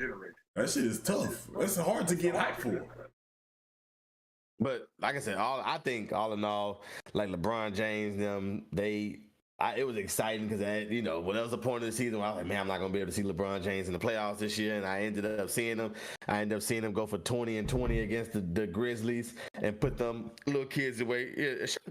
Ja Morant, we'll get to that in a little bit, and then Thomas, because we get to Ja, we'll end on Ja, but. But they made it. Would you rather get your mind right to win with being quiet or facing thousands? I would rather facing thousands. I want people. I want people. If I'm going in for a championship game, I want to be ready. Especially, don't let me have an opportunity to, if I'm up 3-2 going on the road and I get a chance to silence a crowd, I want to be able to do that. Being up 3-2 and knowing that you got to walk back into a gym where it's quiet, that shit is tough. You playing it. That's tough. And home field advantage and stuff like that is so important. That's a real thing, I was bro. watching a video the other day on TikTok. I think it was like a drone footage, and they show Penn State football team. They have this game every year, the whiteout game. Mm-hmm. Penn State's whiteout game, and I tell people one of my biggest things I just hate I didn't get a chance to experience Division I football. Well, because I wasn't good enough to go. I just hate I couldn't experience Division I football. When you see stuff like Penn State's whiteout game, when you see Texas versus Oklahoma in the Red River rivalry, when you see Ohio State versus Michigan in the snow, when you see these kind of games and you see people, you see that crowd. The Penn State, they showed them coming out the tunnel, all you see is white, it's dark. I mean, and everybody is so live, 95,000 people, and it's crazy, bro. Like that kind of, like, how do you, like, and I can't wait till we get. I'm at to see. I got a couple people I want to talk to about it. I'm about to get on the show that was Division I athletes, because how do you get yourself mentally ready to go and perform in front of 95,000 people physically, and then the hundreds of thousands that's watching on television? I know people don't think about them because they ain't there, but you got people watching on TV too. So any fall, any slip, anything like that, they go any truck, anytime you get crossed, knocked over, flop, do this, do that, somebody gonna see you. And the crazy thing is like when you there, you're not gonna realize about the people watching until after the game is over with. You know what I'm saying? Like that, because so to your point, like people don't realize, like, you got millions of people watching you, but you only worried about the thousands, which is still crazy. In the arena. So like I had somebody bring up that point to me about the bubble. They still had millions of people watching at home. They knew everybody was watching. That's fine, but it's not the same as having 30,000 people in the arena rocking that motherfucker, yelling at you or cheering you on while you playing. That's different. You gonna hear about all of that shit after the game over with. You ain't worried about that. You ain't gonna be checking your phone during the game. Unless the only way you gonna know what's going on is if one of the DMPs is sitting next to you with their phone and saying, "Hey, they saying this about you," which is rare because some of the DMPs ain't gonna have their phone on them. More than likely. Now I look at Texas A&M football team, man. They come out there on Kyle Field, 3 levels be rocking, man. That's why 12th man. That's crazy. Like, you just think about all them type of environment. Colorado this year is gonna be rocking. That's gonna be rocking. Like, it's gonna be rocking. Like, so yeah, playing like, yeah, but that gets you hyped to play the football, like play the game, man. Yeah. That adds a different level of adrenaline. Absolutely. You know, it go right through your body, man. You get you chills. Soak it in. Yeah. I haven't never even experienced it, but I get goosebumps watching them other young men be out there. I be when I watch tunnel videos and they stand in LSU and they be rocking back and forth and they open up them doors and you see them people, you like, what an experience, man. Even if you the 53rd person on the team. Yeah, to be able to run out there on the field. You can never play, but you got that jersey on. You a part of that team. You get to. You a deep snapper. You really get to experience what that is like. That's something that a lot of people are never going to be able to feel. Right. I mean, and speaking of that, I mean, at this point, John Moran, the way he going, he may never be able to experience that ever again. you like that transition? That shit was kind of cold. I ain't gonna hold you. John Moran out here toting guns on IG Live for the second time. I don't know, man. I just don't know. To JJ Redick point, he said he ain't breaking no laws. Oh man, JJ Redick, just because he talks slow and talk calmly and look at the camera, he be thinking he making so much sense. I like a lot of JJ Redick's takes. This one I couldn't agree with because I don't care. It's a bailout. You are the franchise player. You are becoming a superstar in front of everybody's eyes. And this is not the first time. This is the second time. You literally just had that shit 2 months ago. That's what the part JJ Redick wasn't understanding. because no, he did. He not. Okay, if you want to get technical, no, he did not break any laws. Exactly. Okay. Exactly. All right, and we all know that. We all know that. You don't have to break laws for your employer to not want to keep you.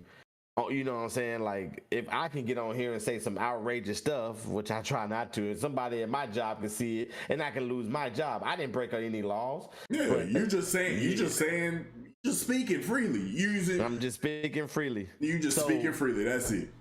I knew there was something fishy about this Ja Morant situation when he first got in trouble, and the way that the NBA was kind of handling it, I knew there was something fishy. And they talking about it was the time served that got me, because they gave him 8 games. I think after he had already missed 6, so they was like, oh, he only got to miss 2 more. When they really should have tacked on that 8 to the ones that he already missed, because they're the ones that he missed was from the team decision. That had nothing to do with what the NBA said. But see, they let him off the hook. And the only reason they let him off the hook is because the NBA told the Grizzlies organization that they need to handle it. And then after they handle that situation, then they'll go ahead and say what they do. They allow, which is cool. I like what the NBA did. It's a first time situation offense. They allowed the organization to handle it. But this wasn't the first time. No. Yeah, it was. That one that happened. Nah, cause remember you had the incident with the Pacers, and they had the red beam on the bus. That was after he came back. No, that was before he left. That was before he left. He had you're right. incident. But that wasn't him, and there was no video footage. And it wasn't him. But there was no proof. Everybody is 100% sure that that's what was going on. It's 100% him, but it was 100% going on. But it wasn't Ja Morant. It was somebody in his. That was associated with him.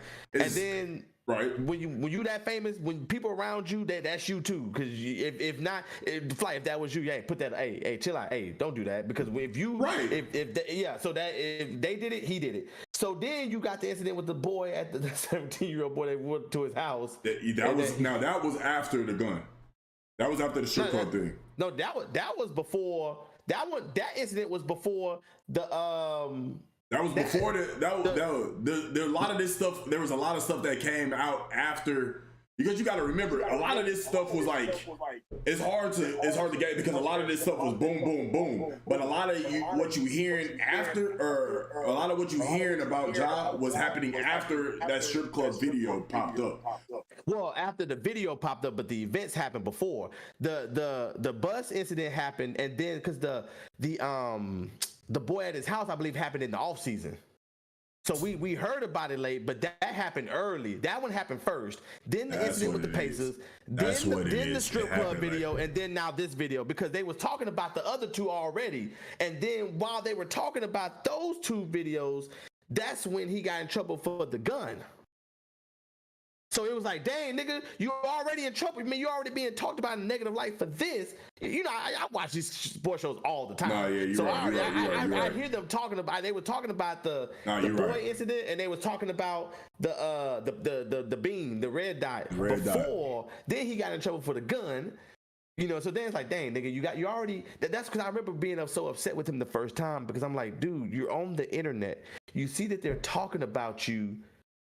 About pistol whipping the dude with the gun, or going in the house and getting the gun, and you know, showing it off. Right. And then you got the incident with the gun with the red beam. Might not have been you, but you still involved in it. Mm-hmm. And then you gonna bring the gun in the strip club?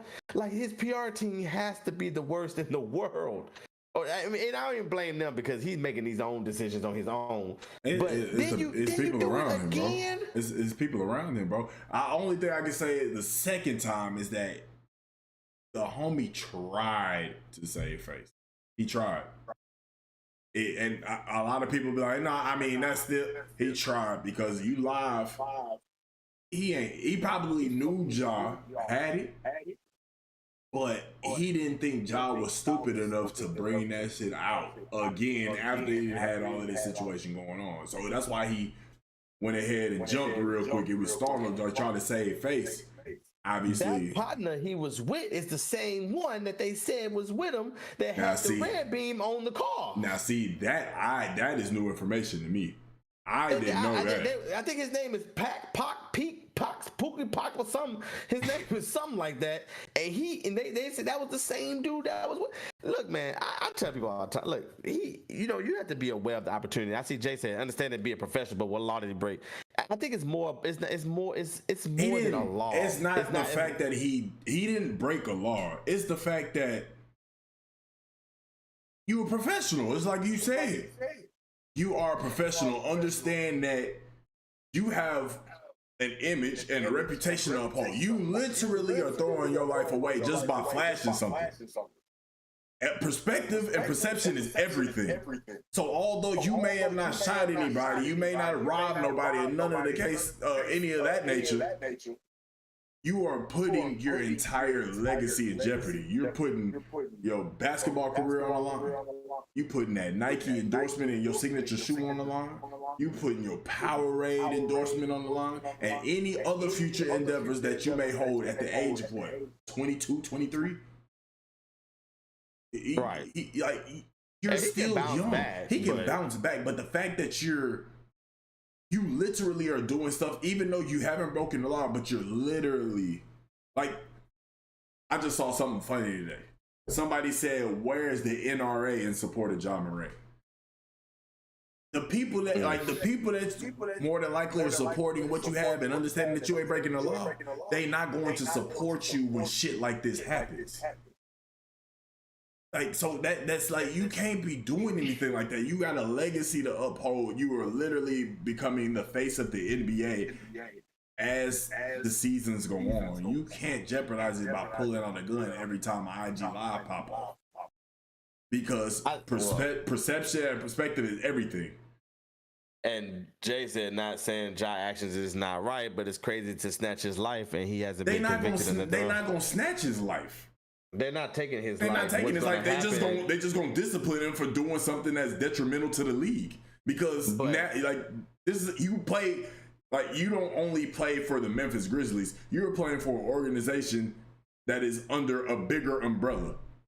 If the NFL would have been done with them. Oh yeah, the NFL would have been done. But the NFL would have. The NFL that first time, the NFL would have probably slapped him on the wrist. What's his name? Josh Gordon. Oh, don't get me started on that. Let me tell you something. That's all right, bro. This is stuff that's Josh Gordon is his situation is a little different. But it's a little different. It's a little different, but Josh Gordon, when you getting paid, and Jay, you have to understand this too. We all are act a certain way, but I want to be on record saying this. Don't Cancel Me gets a $40 million contract. Mm-hmm. I promise you, I'm moving differently. Absolutely. When you get offered that type of money, you have to move differently.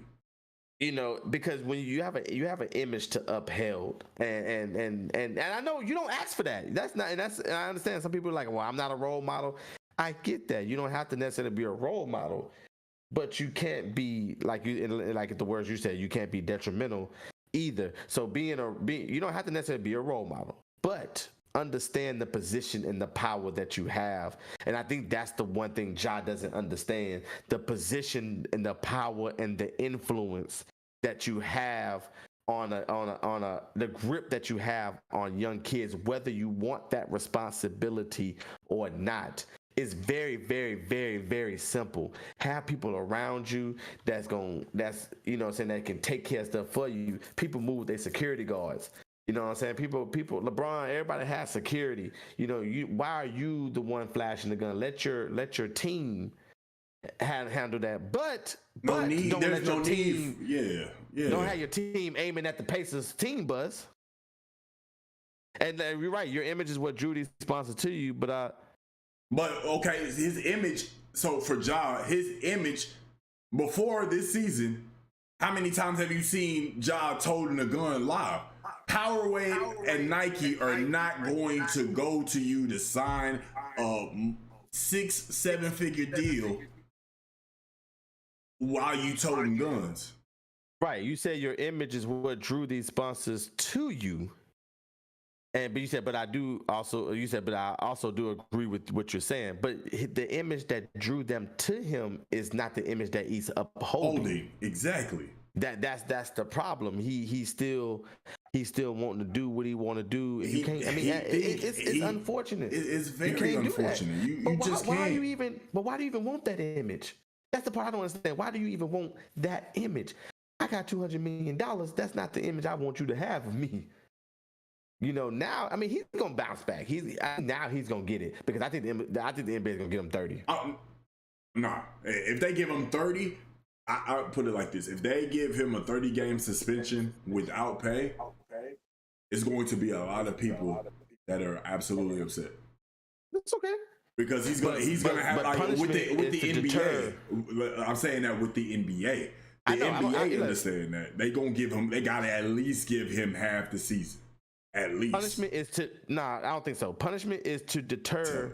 I think 30, 50, half the league, half the NBA is gonna be kind of harsh. I think 30 because not if it's a second time offense with everything else. Yeah, it's not. I mean, there's people that's gotten more or less. Like who? Like, let's see. There was something that happened like way back in. I don't think nobody else because they suspended Gilbert Arenas, but he brought the gun into the locker room. That is more. Who else? Like I said, nobody. Like I don't think so. Javarius Crediton got suspended. He didn't bring anything in there. Who is this? His teammate. For when Gilbert brought the gun, but what did they suspend Gilbert for? No, they suspended Gilbert for that. Like he showed Javarius that. Right. Javarius got suspended like 30 or 40 without having anything in there. But what did Gilbert get? Gilbert was the whole season. Right. Like that's different. He brought it in. I ain't worried about the nigga that ain't no star. But I'm worried about the star because the star because it's different levels of punishment for different people. I mean that's just how it is. Nobody cares about. But also at the same time, if you look at the same time, if you're looking at that, like at the same time as you're looking at it, like kid still like anybody that's in the league, if you're doing anything detrimental, yeah, it's gonna be different. But also you got to realize that like it's just like if somebody get, and obviously this is two totally different type of laws.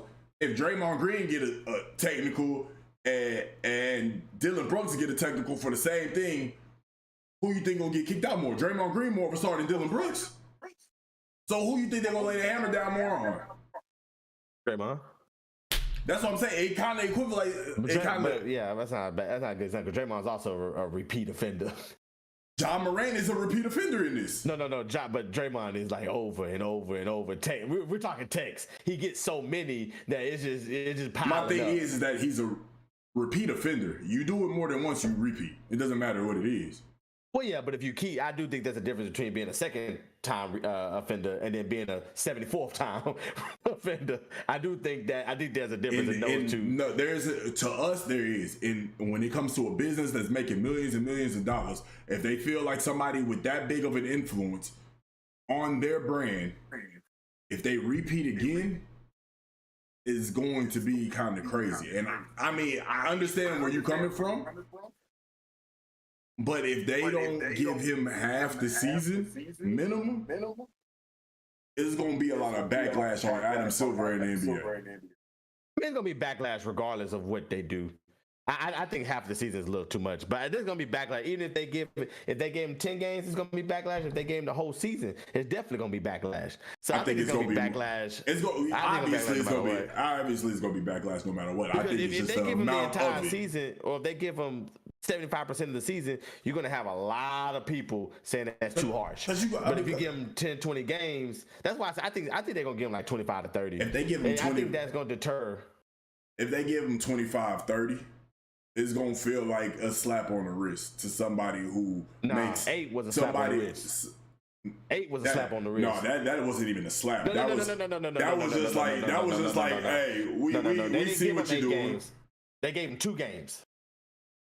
They didn't give him 8. They gave him 2 games. That was a slap on the wrist. Now, coming into the start of the season, being out for 25 to 30 games is going to help it. I don't even consider what the NBA give him a slap on the wrist. I just see like, oh yeah, we acknowledge that Memphis did what they had to do. We just go ahead and do our part. There's not even a slap. 20-30 is a slap because this is a superstar. And you got, at the same time with you giving out suspensions, you gotta, for lack of better terms, teach a lesson to the rest of the league. Well, but like I said, for him not to have brought the gun into the facility, for him to not really like now I'm with everybody now to not break any laws technically, to not it's an image issue. I just think half the 41 games is to me extreme. We have to agree to disagree on that. I think that's a little bit extreme because now he's out. Yeah, he's out till. Well, I get that, but he flashed it. He didn't aim it at nobody. He didn't this is more of an image thing.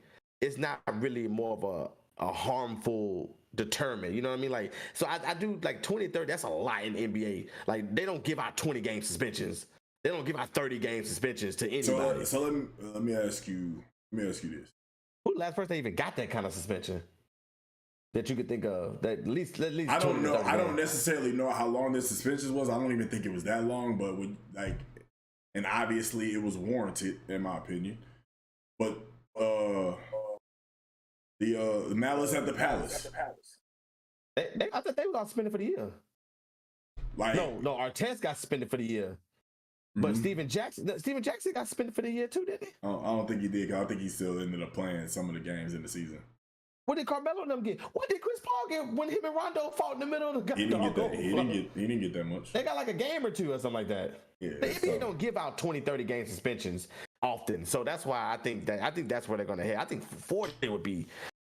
The only reason I say that is because they gonna use him as an example. You're gonna use him as an example, and I'm not saying that I don't agree with the fact that 40, 50 whole season is extreme, right? Because it is.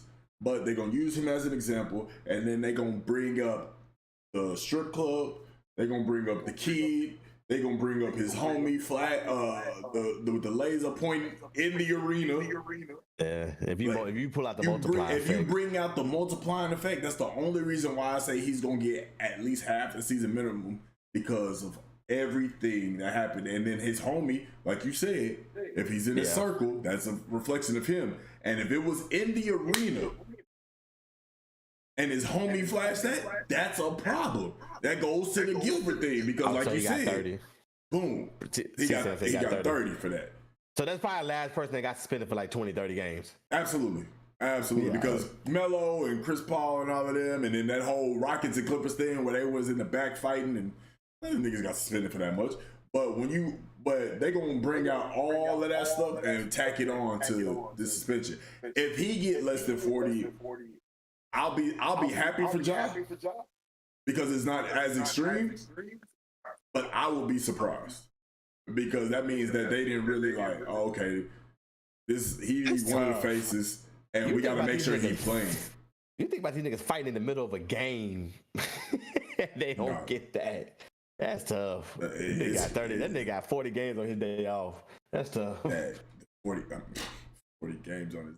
That's tough. That is tough. At the end of the day, I just can't imagine the NBA doing. At the end of the day, no matter how many games he get, I think we can all agree that Ja Morant's actions was absolutely uncalled for. He didn't have to. There was no need. There's no need for you to be holding a gun. You're at a point in your life to where you can have people around you that can tote that. You don't need to hold it at all. I think you got to be aware of the opportunity.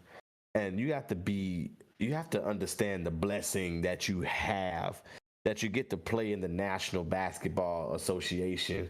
Right. That only what, about 4,000 people in the history of the world got to play in. That number might be off, but you get the point I'm making. I don't even know how many people played in that. I'm just going to use it as this. Yeah.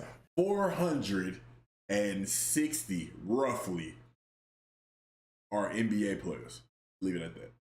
So whatever. But you think the opportunity that you have to play in the National Basketball Association, the dream that you get to live out, the big house, the nice cars, the people cheering your names. I think some people take that for granted. Just like Josh Gordon. I mean, like, you're making $30 million. Well, he wasn't making that much, but you're making $15-16 million a year, and you can't put the weed down. Yeah. That's something that you gotta do. I mean, come on, man. Like, I understand. Yes, it should be legal. Blah blah blah blah blah blah blah blah blah. We all like to do it. We all like to be high, but you can't put the weed down when you're making $17 million. And that's what I'm saying. It's obviously it's two totally different offenses, right? Right. One non-harmful, the other harmful. But at the end of the day, it's something that you have to. It's easy to do. You have to, like, there's no need for you to carry. There's no need for you to keep smoking so you can get this bread and be an impactful player on a team. And there's no reason for you to be holding a gun when you make so much money that people can do that for you. It's mental, man. It's a mental thing. It's a mental thing, man. I mean, and to Jay's point, I think they absolutely will use him as a lesson. I hope they don't give Ja less than I hope they don't give him 40 games. I hope they keep it around to Rail's point. I hope they keep it around like 25, 30. I think that will. I want to make sure I'm understood. I think that will be the lesson. I think the 25, 30 is going to be the lesson. They don't pull that out often. And they got to get. You got to think about like Nike and Powerade too. Those are his two biggest. Powerade already back. I think Nike suspended it, but Nike Powerade officially backed out. They might have changed it now, and I'll have to double check. But I remember looking at something or seeing that Nike took Ja's new shoes that were supposed to come out last week off the website. And I think 2 days later, I was on Nike or on the sneakers app scrolling, and I seen the shoes were still there. So I don't know if it takes like a time period for it to show, or what. But his shoes were still there, so I don't know. C-Sam said Shabron retired. I'm gonna leave it on this. I'm gonna say we get in on this. You don't retire off of 40, 10, and 9. That's all I gotta say about that. You don't retire after you didn't drop 40, 10, and 9. You retire at 12 and 14 points. You don't retire at 40. I think what Bron did in his press conference last night was exactly what I expected LeBron James to do. LeBron knows, to keep the media talking about it. LeBron knows how to stay relevant. And we all know that LeBron. I don't know what I'm gonna do. Yeah, come on, man. I don't know what I'm gonna do. LeBron, there's no way that you can say. There's no way that you can consistently say how you want to play with Bronny. How you still got these years left. You show you damn near average 30 in your 20th season. You break the all-time scoring record. You get to the playoffs. You finish with 40, 10, and 9. And then you backdoor and say that I do want to play with Bronny, but that may not be his dream. And then backdoor and say that I'm still better than 90% of the league. Ain't no way he retired. He'll play until Bronny gets out the league, or until Bronny gets to the league. And if he doesn't play until Bronny gets to the league, he'll at least play one more season because he deserves, and he knows he deserves that farewell tour that Kobe got. And he's gonna get it. He's not going out like that. He's gonna get that farewell. Go James. That is absolutely that is. I mean, he's arguably the greatest player to ever touch a basketball. I'll say arguably to every Jordan fan, every Kobe fan, and then every Magic, Kareem, Will, whoever beyond that. But if you can't sit here and say that LeBron James is one of the greatest players to ever touch a basketball, then there's something wrong. There's absolutely something wrong. But I think, and also to C-Sam's point, and I'll end on this, with Melo retiring, he also said that he recorded the video of or he was there with the recording the video for Melo. He said, "Yeah, I probably think I'm lying." They probably think I'm lying. I thought that shit was funny. I thought that was funny. But I do think he'd be lying. I think you do too. But with that being said, like, I think that's also another reason why he brought all of that up. Once again, it all comes back to him knowing how to stay relevant. I think LeBron got one more year for sure. He'll play 21. He'll probably come back to the Lakers. He'll get his farewell tour, and he'll probably try to play. He'll do whatever he can to try and play all 82, so that people that don't get to see him play, or at least not all 82, but at least like away games, he'll play for sure. If he do that, I'm definitely gonna try to make my way to the Staples Center again. I'm gonna tell you this honestly, if and when LeBron comes back for his 21st season, and you trying to watch LeBron James play, I think your best bet is to go and watch an away game. Because if he sits out, it's gonna be in the Staples Center.